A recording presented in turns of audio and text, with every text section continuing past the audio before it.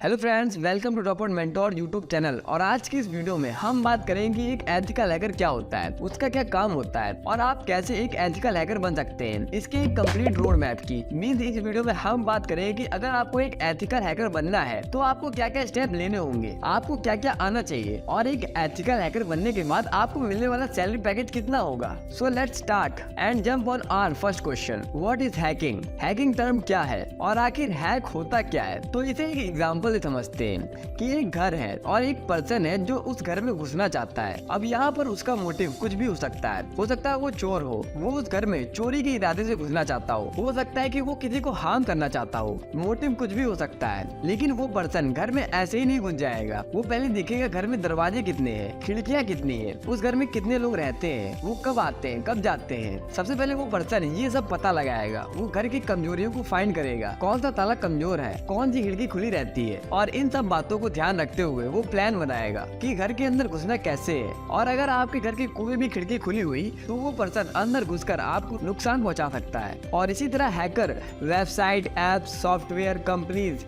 या आपके personal device में कमजोरियों को फाइंड करके आपके डिवाइस, वेबसाइट पर अटैक परफॉर्म करते हैं और उस पर कंट्रोल पाने की कोशिश करते हैं। और एक बार उसे आपके डिवाइस पर कंट्रोल मिल गया तो वो हैकर आपके पर्सनल इंफॉर्मेशन को लीक कर सकता है, आपको ब्लैकमेल कर सकता है, सिस्टम को इन्फेक्ट कर सकता है, वेबसाइट के कंटेंट को डिलीट कर सकता है। और इन सभी चीजों से कंपनीज या ऑर्गेनाइजेशन को बहुत बड़ा लॉस झेलना पड़ सकता है। और इसीलिए हर बड़ी कंपनी और ऑर्गेनाइजेशन के लिए ये जरूरी होता है कि वो अपने सिस्टम, डिवाइस, सॉफ्टवेयर को सिक्योर रखे। और यहीं पर डिमांड आती है एथिकल हैकर की, जिन्हें कंपनीज खुद हायर करती है और परमिशन देती है कि वो उनके सिस्टम और वेबसाइट को हैक करे और उनमें कमियां फाइंड करे, जिसे हैकिंग लैंग्वेज में बग्स और वल्नरेबिलिटी कहते हैं, और कंपनियों को इन्फॉर्म करे ताकि कंपनियां उस बग को फिक्स करके अपने सिस्टम को सिक्योर कर सके। और इसी काम के लिए कंपनियां एथिकल हैकर को पे करती हैं। अब हैकर्स भी कई तरह के होते हैं। इस वीडियो में हम मेनली 2 टाइप्स के हैकर की बात करेंगे। फर्स्ट, व्हाइट हैट हैकर और सेकंड, ब्लैक हैट हैकर।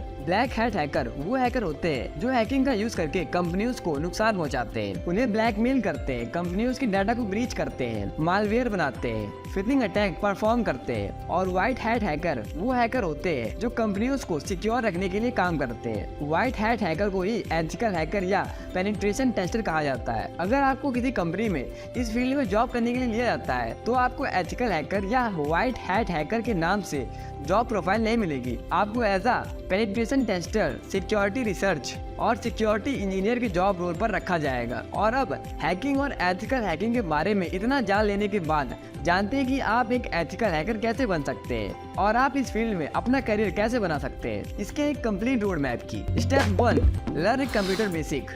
एक एथिकल हैकर बनने के लिए आपको जो सबसे पहले स्किल आनी चाहिए वो है कंप्यूटर स्किल। आप कंप्यूटर और उसके ऑपरेटिंग सिस्टम से फेमिलियर होने चाहिए। अगर आपका बैकग्राउंड कंप्यूटर साइंस से आ रहा है तो आप डायरेक्ट नेक्स्ट स्टेप पर जंप कर सकते हैं। अदरवाइज आपके कंप्यूटर बेसिक स्ट्रॉन्ग होने चाहिए। आपको पता होना चाहिए ओएस कैसे काम करता है, कमांड प्रॉम्प्ट कैसे काम करता है। Step 2, networking.